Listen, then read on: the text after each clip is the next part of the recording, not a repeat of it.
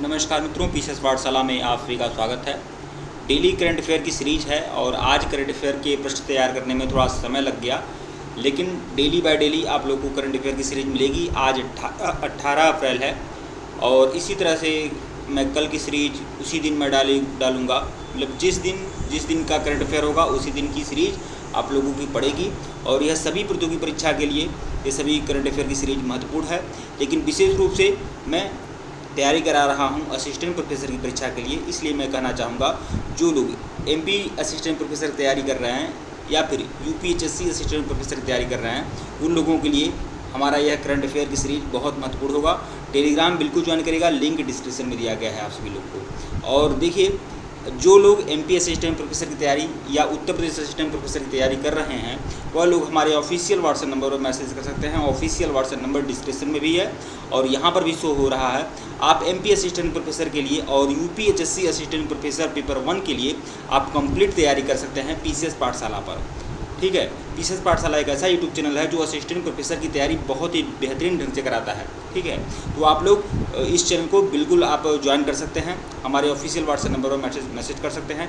आज का दिन है 18 अप्रैल, आज का करंट अफेयर हम लोग देखते हैं। टेलीग्राम बिल्कुल ज्वाइन करेगा, लिंक डिस्क्रिप्शन में दिया गया है। और यह करंट अफेयर की सीरीज टेलीग्राम पर मैं डाल दूँगा और यह daily by daily current affair की सीरीज मिलती रहेगी आप सभी को। देखिए, आज का जो तारीख है 18 अप्रैल, तो आइए देखते हैं। देखिए, सभी प्रतियोगी परीक्षाओं के लिए यह रामबाण सामग्री है और मैं फिर बोल रहा हूँ, एमपी असिस्टेंट प्रोफेसर की तैयारी कर रहे हैं या फिर यूपी असिस्टेंट प्रोफेसर की तैयारी कर रहे हैं तो पेपर 1 के लिए आप लोग हमसे जुड़ सकते हैं। 999 रुपये का कोर्स रहेगा, इसमें सारे के सारे मटेरियल आप लोग को दिए जाएंगे। आइए शुरुआत करते हैं। यूरोप के सबसे बड़े परमाणु रिएक्टर का क्या नाम है जो हाल ही में फिनलैंड में चालू किया गया है? फिनलैंड में चालू किया गया यूरोप का सबसे बड़ा परमाणु रिएक्टर। ये अपने आप में बहुत बड़ा रिकॉर्ड है यूरोप के लिए, क्योंकि यह यूरोप का जो क्या है परमाणु रिएक्टर है और यह सबसे बड़ा परमाणु रिएक्टर है, सबसे बड़ा परमाणु रिएक्टर है। तो जो हाल ही में फिनलैंड में चालू हुआ है, फिनलैंड में, यूरोप के किस देश में चालू हुआ है? तो फिनलैंड में चालू हुआ है यह परमाणु रिएक्टर। तो यह बात आप लोग जरूर ध्यान रखिएगा। तो यह जो परमाणु रिएक्टर है इसका नाम क्या है? तो इसका नाम है ओल्किलो ओटो, ये इसका नाम है। जो फिनलैंड में परमाणु रिएक्टर है इसका नाम ओल्किलो ओटो है। तो विकल्प जो 2 है वह आपका सही है। इसकी व्याख्या देख लीजिएगा। फिनलैंड का जो सबसे बड़ा परमाणु रिएक्टर है अपनी सेवा में चरण में प्रवेश कर चुका है। ठीक है, यह फिनलैंड का क्या है? सबसे बड़ा परमाणु रिएक्टर है जो यूरोप के फिनलैंड में है और इसका नाम जरूर ध्यान रखिएगा, ओल्किलो ओटो। दूसरा प्रश्न देखिएगा, अपनी पहली परीक्षण उड़ान के लिए निर्धारित रॉकेट का नाम क्या है? तो वह रॉकेट जो अपनी पहली उड़ान उड़ रहा है और यह जो रॉकेट है ये आपका मंगल ग्रह पर और चंद्रमा पर अध्ययन के लिए इस रॉकेट का उड़ान जारी है और इसको स्पेस एक्स कंपनी ने बनाया है।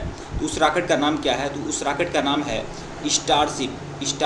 तो विकल्प 3 जो है वह आपका सही है। इसकी व्याख्या देख लीजिएगा। स्पेस एक्स, देखिए स्पेस एक्स के बारे में आप लोग जानकारी रखते होंगे। यह एक निजी अंतरिक्ष एजेंसी है, मतलब एक ऐसी अंतरिक्ष एजेंसी है जो सरकारी नहीं है। यह निजी अंतरिक्ष एजेंसी है, प्राइवेट अंतरिक्ष एजेंसी है जो अंतरिक्ष अनुसंधान के लिए जानी जाती है। तो यही जो स्पेस एक्स है यह निजी अंतरिक्ष एजेंसी, इसी का एक रॉकेट है जिसका नाम क्या है? स्टारशिप। ठीक है, तो स्पेस एक्स की स्टारशिप ने ऐतिहासिक परीक्षण उड़ान पूरी किया है और स्पेस एक्स ने 17 अप्रैल 2023 को स्टारशिप की पहली परीक्षण उड़ान भरी है, जो अब तक का सबसे शक्तिशाली रॉकेट है, जिसे चंद्रमा और मंगल ग्रह पर अंतरिक्ष यात्रियों को भेजने के लिए डिजाइन किया गया है। मतलब चंद्रमा और मंगल ग्रह पर अंतरिक्ष यात्रियों को भेजना है तो स्पेस एक्स जो आपका निजी अंतरिक्ष एजेंसी है इससे भेजा जाएगा, स्पेस एक्स की स्टारशिप से भेजा जाएगा। ठीक है, तो देखिए जो स्टारशिप जो रॉकेट है वह कितना है? 164 फीट लंबा अंतरिक्ष यान है। जो स्टारशिप रॉकेट में सिर्फ एक अंतरिक्ष यान है और उसी अंतरिक्ष यान में बैठकर चालक दल जाएगा। तो जो अंतरिक्ष यान है उसकी लंबाई कितनी है? 164 फीट, मतलब 50 मीटर लंबा है। ठीक है, जिसे चालक दल और कार्गो को ले जाने के लिए डिजाइन किया गया है। ठीक है, 230 फीट लंबा प्रथम चरण से ऊपर, यह आपका महत्व नहीं रखता है। ठीक है, ये जान लीजिए, सबसे बड़ी चीज़ जान लीजिए कि इसका मुख्य उद्देश्य क्या है, चंद्रमा और मंगल पर आधार स्थापित करना। और इसकी अंतरिक्ष एजेंसी का नाम क्या है, स्पेस एक्स। ये जो रॉकेट है इसका क्या नाम है, स्टारशिप। ठीक है, यह ध्यान रखिएगा आप लोग। प्रश्न 3 देखिएगा, अमेरिका मोटो जीप स्प्रिंट का ग्रैंड प्रिक्स किसने जीता है? तो यह किसने जीता है? तो फ्रांसिस्को बेगोनिया ने जीता है। अमेरिका मोटो जीपी स्प्रिंट का ग्रैंड प्रिक्स, ये जो अवार्ड जीता है ये फ्रांसिस्को बेगोनिया ने जीता है।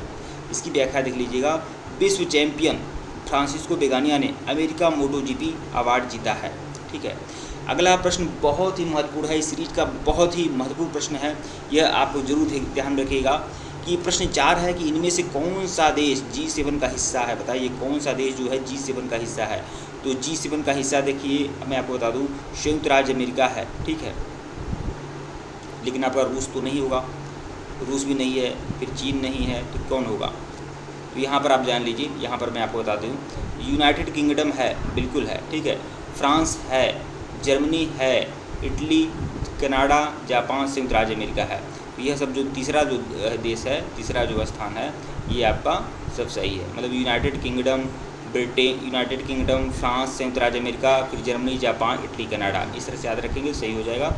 ठीक है, ये आपका तीसरा जो है ऑप्शन सही है। मतलब यूनाइटेड किंगडम जो है यूरोपीय देश है, फ्रांस भी उसके नज़दीक है, ये भी होगा, फिर जर्मनी, जापान एक में लेकर चल सकते हैं, संयुक्त राज्य अमेरिका, कनाडा, उत्तर अमेरिकी ही देश हैं, तो ये रहेंगे। ठीक है, तो ये सब देश हैं। देखिए G7 जो है कार्बन मुक्त बिजली उत्पादन सुनिश्चित करने के लिए प्रतिबद्ध है।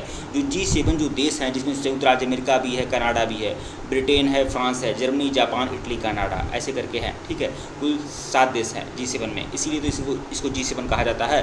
तो G7 जो है कार्बन मुक्त बिजली उत्पादन सुनिश्चित करने के लिए प्रतिबद्ध हैं। जो G7 देश हैं, इन लोगों का यह प्रतिज्ञा है कि हम ऐसा ही बिजली उत्पादन करेंगे जो कार्बन मुक्त हो, जो कार्बन का उत्सर्जन न करे। ठीक है, तो 16 अप्रैल 2023 को 7 देशों का समूह G7 2035 तक कार्बन मुक्त बिजली उत्पादन सुनिश्चित करने की दिशा में काम कर रहा है।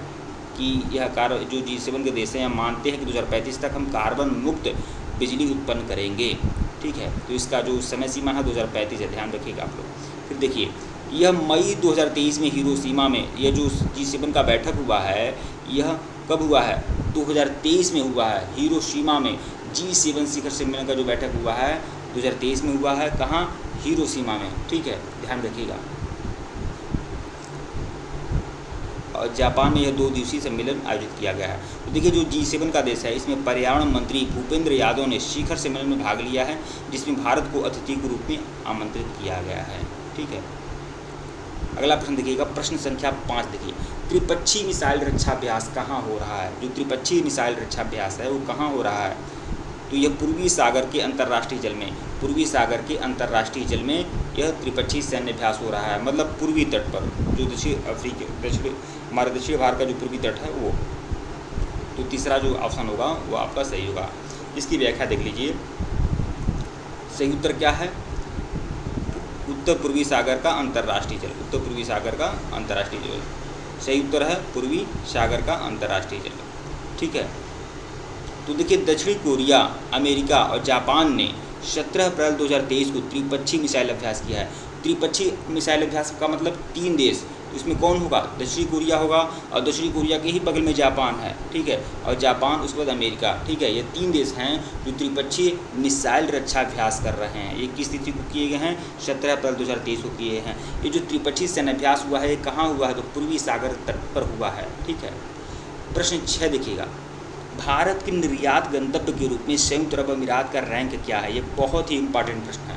देखिए, भारत का निर्यात गंतव्य मतलब भारत जितना भी निर्यात करता है उसमें सबसे ज़्यादा निर्यात किसको करता है? भारत का जो सबसे ज़्यादा निर्यात होता है वह USA को होता है, USA।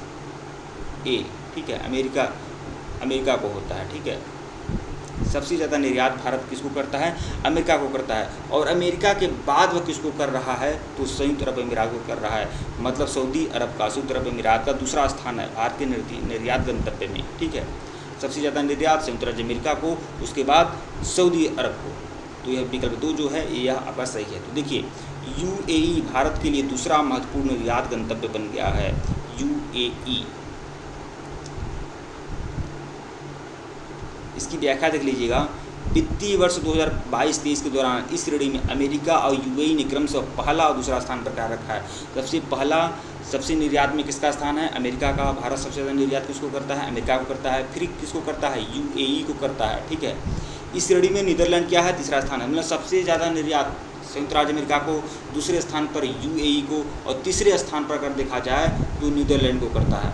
लेकिन अब यह निर्यात की बात किया जा रहा है, लेकिन आयात में देखा जाए कि भारत सबसे ज़्यादा आयात कहाँ से करता है, कहाँ से सबसे ज़्यादा सामान मंगाता है। तो देखिए भारत का जो आयात ग्राफ है बस यूएई, मार्च में चीन और रूस के बाद देखिए सबसे, हाँ देखिए यहाँ पर मैं आपको बता दूँ, भारत सबसे ज़्यादा आयात किससे करता है? चीन से करता है। फिर किससे करता है? रूस से करता है। और उसके बाद किससे करता है? यूएई से करता है। यूएई मतलब संयुक्त अरब अमीरात से करता है। ठीक है, निर्यात सबसे ज़्यादा दूसरे नंबर पर है, लेकिन आयात में तीसरे नंबर पर यूएई चला जाता है। यहाँ पर देखिए सऊदी अरब भारत के शीर्ष निर्यात स्थलों और आयात के स्रोतों में शामिल है। अगला प्रश्न देखिएगा, प्रश्न संख्या 7 बहुत महत्वपूर्ण है उन लोगों के लिए जो मध्य प्रदेश असिस्टेंट प्रोफेसर की तैयारी करते हैं। उन लोगों के लिए बहुत महत्वपूर्ण है और यह मध्य प्रदेश के करंट अफेयर के प्रश्न में आने की अपार संभावनाएं बनती हैं। ध्यान रखिएगा, मध्य प्रदेश का जो पर्यटन नीति है 2021-25, ठीक है, किन देशों के प्रतिनिधि शामिल होंगे? मतलब मध्य प्रदेश की पर्यटन नीति 2021 से 25 कुल 4 साल का पर्यटन नीति बना है, उसमें किन देशों के प्रतिनिधि को शामिल करने की बात की गई है? तो देखिए इसमें भूटान के प्रतिनिधि शामिल होंगे, बांग्लादेश के शामिल होंगे, नेपाल के शामिल होंगे, मालदीव के शामिल होंगे और श्रीलंका के शामिल होंगे। तो विकल्प 1 जो है वो आपका सही है। ठीक है, मतलब भूटान, बांग्लादेश, नेपाल, मालदीव, श्रीलंका, इन देशों के प्रतिनिधि को आमंत्रित किया गया है मध्य प्रदेश की पर्यटन नीति में। ठीक है, 2021 से 25 इसका जो समय सीमा है ये ध्यान रखिएगा, 2021 से 25। और किन देशों के प्रतिनिधि शामिल हो रहे हैं? भूटान, बांग्लादेश, नेपाल, मालदीव और श्रीलंका। मतलब भूटान, बांग्लादेश, नेपाल, ठीक है, सबसे उत्तरी देश, और भारत के उत्तर में जो देश हैं और भारत के दक्षिण में जो देश हैं मालदीव, श्रीलंका, इन दोनों को। तो देखिए बांग्लादेश, नेपाल, मालदीव, श्रीलंका और भूटान। ठीक है,